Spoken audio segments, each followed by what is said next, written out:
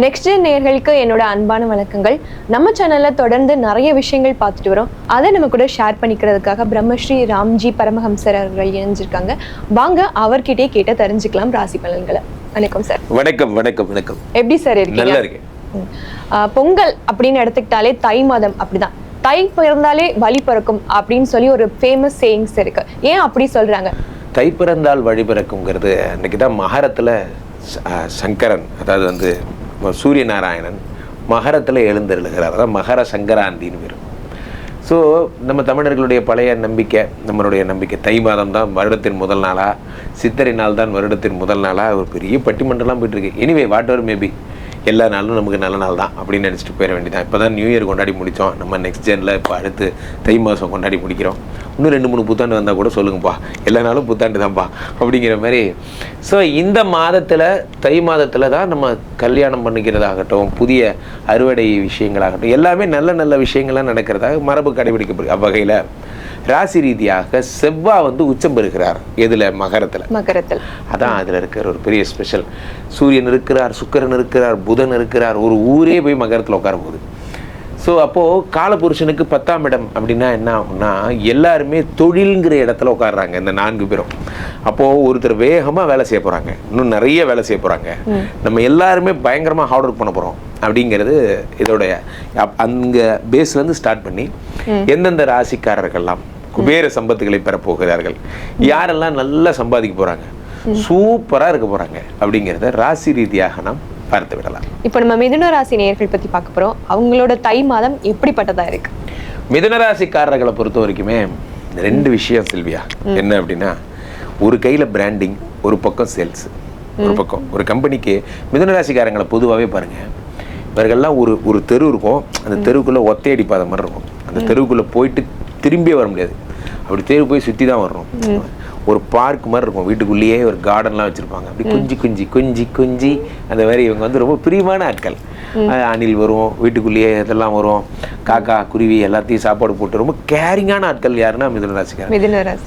இவங்களை மாதிரி கடன் வாங்க ஒருத்தன் பிறந்து வரணும். அந்த மாதிரி இவங்க வக்கீல். இவங்க பார்த்தீங்கன்னா இவங்க அவ்வளோ ஜட்ஜ்மெண்ட்டெல்லாம் பேசுவாங்க. இவர்கள் பெரும்பாலும் இவருடைய திருமண வாழ்க்கை, முதல் திருமண வாழ்க்கை கொஞ்சம் பிரச்சனைக்குரியதாகத்தான் இருக்கிறது. இதுதான் ஒரு வருத்தமான விஷயம். இருந்தாலும் ராசியிலே குரு பகவான் இருக்கிறார், 10லே சனி பகவான் இருக்கிறார். 10லே ஒரு பாவி இருந்தால் அரசனை போல் யோகம் உண்டுன்னு சாஸ்திரங்கள் சொல்லுகிறது. 10லே பாவி இருந்தார். 10ஆம் இடத்துல சனி பகவான் இருக்கும் பொழுது பிராண்ட் ஆகிறார்.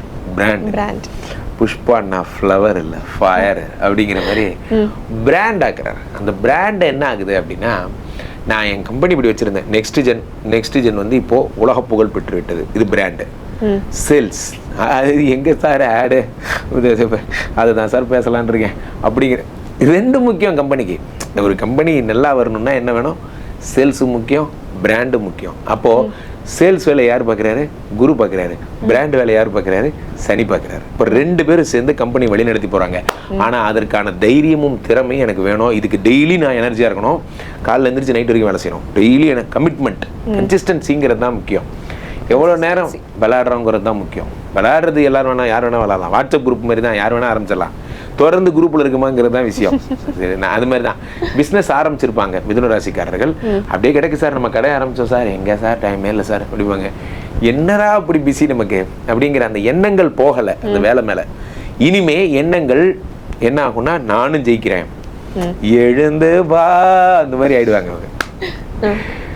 எல்லா கிரகமும் 8ஆம் வீட்டில் போய் மறையுது. இது என்னங்க, இது ஓப்பனிங்லேயே இப்படி இருந்தால் இந்த வருஷம் இந்த விளங்குமாங்க அப்படிங்கிற மாதிரி நிறைய சேனல் பார்த்துருப்பாங்க. இப்போ தான் மக்கள் எல்லா சேனலும் பார்க்குறாங்களே. கண்டிப்பாக. அதனால் யாராவது அப்படி குழப்பி விட்டால் குழம்பாதீங்க. நம்ம நெக்ஸ்ட் ஜெனில் தெளிவாக விளக்கம் நான் சொல்கிறேன் கேளுங்க. 8ஆம் இடத்துல எல்லாரும் போனால் என்ன ஆகும், யார் 8ஆம் இடத்துக்கு போனான்னு நீங்கள் பார்க்கணும். எல்லா கிரகங்களும் மகரத்துக்கு செல்லுகிறது. ஓகே, அபாய அறிவிப்பு தான். என்ன, யாருக்கு அபாயம்? 6 கூடிய செவ்வாய் 8ல் போகிறான். அவன் இருந்தால் நமக்கு நல்லதாக செய்ய போகிறான். 6 கூடிய 8க்கு போகிறான். கெட்டவன் கிட்டிடும் ராஜயோகம்ங்கிறது. ஒரு கெட்டவன் அவன் நம்மளை விட்டு போகிறான். சந்தோஷம், இனிமேல் நல்லது நடக்க போகுது. அவன் இருந்தாலும் நமக்கு வேதனை தான் கொடுக்க போகிறான்.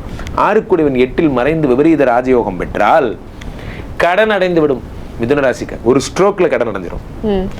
அந்த ஒரு ப்ராப்பர்ட்டி கொடுத்துருக்கோம், ஒரு 200 ஏக்கர் இருக்கு, உங்களுக்கு தெரிஞ்ச ஆள் சொல்லி, 200 ஏக்கர் விற்கிறதுக்கு நான் எங்கேயா போவேன், சும்மா சொல்லுங்க சார். அப்போ நமக்குன்னே ஏதாவது ஒரு பழைய கிளைண்ட் யாராவது ஃபோன் பண்ணாங்கன்னா, ஏதாவது நமக்கு தெரிஞ்ச ஒன்று வந்திருக்கு சார் வேணுமா, கண்டிப்பா அங்கதான் நானே தேடிட்டு இருக்கேன் அப்படின்னு வந்து வாங்கிடுவாங்க. என்ன வாங்கிட்டா அப்போ கமிஷன் 20 லட்சம் ரூபா. 20 லட்சமா? என் கடனே 15 லட்சம் தாயா, மேற்கொண்டு 5 லட்சம். இதுதான் லக்ஷ்மி எப்படி வேணா வருவா. நீங்க அது வரணும்னு கடவுள் முடிவு பண்ணிட்டாருன்னா 2 போன்ல நடந்துரும் இது. ஆனா அது நடக்கணும், அதுக்கான நேரம் இது. அப்ப நீங்க என்ன செய்யணும், நிறைய தேடணும், புது புது எக்ஸ்போசர்ஸ்க்கு போகணும். யார் எந்த பிஸ்னஸ், அப்படியா நம்ம பண்ணலாமா, அப்படியா நம்ம பண்ணலாமா, இது நல்லா இருக்கே அப்படி நம்ம ஆர்வத்தை காட்டும் போது தான் அந்த லக்ஷ்மியுமே நம்மகிட்ட ஓகே அவன் துடியா இருக்கான்ட்டு காசு தரும். நம்ம உக்காந்துக்கிட்டு அடையண்ணத்தை போய் அப்படின்னா நடக்காது. அப்போ 8 கூடையவன் 8ஆம் இடத்தில் மறையும் பொழுது இந்த லேக்னஸ் மட்டும், இந்த ஸ்லோனஸ் மட்டும் இல்லாம எந்திரிச்ச உடனே ஓடணும். அதுதான் என்னுடைய ஸ்டைல். எப்படின்னா காலையில் எந்திரிச்சோன்னா வேலையாக இருக்கணும், நைட்டு ஃபுல்லாக வேலையாக இருக்கணும், ஃபுல் டே வேலையாக இருக்கணும். வேலையில் இருக்கிறதுங்கிறது எல்லாருக்கும் கிடைக்காது. If you are two busy then you need to feel grateful. கடவுள் உங்களை பிஸியாக வச்சுருக்காருன்னா அதுக்கு சந்தோஷப்படுங்க. 8ஆம் இடத்துல எத்தனை பேர் இருக்காங்க, இது ஒரு அப்போ 2வது விஷயம். 1 4 புத பகவான் இவர் மறைகிறார் 8ஆம் இடத்துல. அதான் நான் சொன்னேன், எண்ணங்களை ஒன்றிணையுங்கள், அது ஒன்று தான் ப்ராப்ளம். மற்றபடி மிதுன ராசிக்காரர்களுக்கு இந்த செவ்வாய் உச்சமும் 3 சூரியன் 8ல மறைகிறார். அப்போ யார் யாரெல்லாம் மிதுன ராசிக்காரர்களோ 2026 தேர்தலுக்காக காத்திருப்பீர்களோ, கமான் நெக்ஸ்ட் ஜென் ரசிகர்களாக மாறிடுங்க, சப்ஸ்கிரைப் பண்ணி விட்ருங்க. இனிமேல் என்ன பண்ணுவீங்க, நீங்கள் அரசியலில் ஜெயிக்கிறதுக்கான டிப்ஸ் எல்லாம் நான் டெய்லி சொல்ல போகிறேன். ஸோ இப்போ 3 8ஆம் இடத்தில் மறையும் பொழுது அரசியல் உங்களை அழைக்கிறது, இதெல்லாம் நடக்கும். அடுத்ததாக அந்த சுக்கிரன் மறைகிறார். இது ஒன்று தான் பிரச்சனை. என்னன்னா 5 8ல் மறையும் பொழுது என்ன ஆகும்னா, குழந்தைகளால் மனக்கஷ்டம் போன்றவை ஏற்படும். என்ன கஷ்டம் வருதோ முதல்ல எண்ணங்கள், நம்மளுடைய ராசிநாதன் மறையிறது பெரிய ப்ராப்ளம். இப்போ ஜிம்முக்கு போங்கோ, எக்ஸசைஸ் பண்ணுங்கோ, நல்லா ஜாலியாக இருங்க, பிடிச்சதெல்லாம் சாப்பிடுங்க, ஆஹாஹான்னு சிரிங்க, நண்பர்களுடன் நிறைய டைம் ஸ்பெண்ட் பண்ணுங்க, மனசை லேசாக வச்சுக்கிட்டிங்கன்னா தை மாதம் முதற்கொண்டு இந்த வருடம் ஃபுல்லாக பணத்தை அள்ள போறீங்க. நல்ல போறாங்க. சரி, மாணவர்கள் பெண்களுக்கு ஏதாவது சிறப்பு பலன்கள்? மாணவர்களுக்கு தான் பெரிய ப்ராப்ளமே. ஏன்னா ராசிநாதன் புதன் வித்யாகாரகன், அவன் போய் மறைகிறான். இப்போ என்ன பண்ணுன்னா, ஷியாமலா தேவின்னு ஒரு சுவாமி தேடி பாருங்க, ராஜமாதங்கி அல்லது வந்து சரஸ்வதி, பிராமி, யார் வேணா, இந்த மாதிரி படிப்பு கடவுள்களை கும்பிடலாம். அதே மாதிரி 2வது விஷயம் என்ன அப்படின்னா, ராசிநாதன் புதன் அப்படிங்கிறனால சகஸ்ரநாமம் படிக்கலாம், விஷ்ணு சகஸ்ரநாமம். ஒரு காலத்தில் நம்மலாம் வீட்டில் பாடுவோம், அதெல்லாம் மறந்துட்டோம். விஷ்ணு சகஸ்ரநாமம் படிக்கணும், பெருமாள் கோயில்களுக்கு செல்லணும், அத்திமரம் நட்டு வழிபட்டு வர வேண்டும். ஓகே சார், ரொம்ப அருமையாக சொன்னீங்க, நன்றி சார்.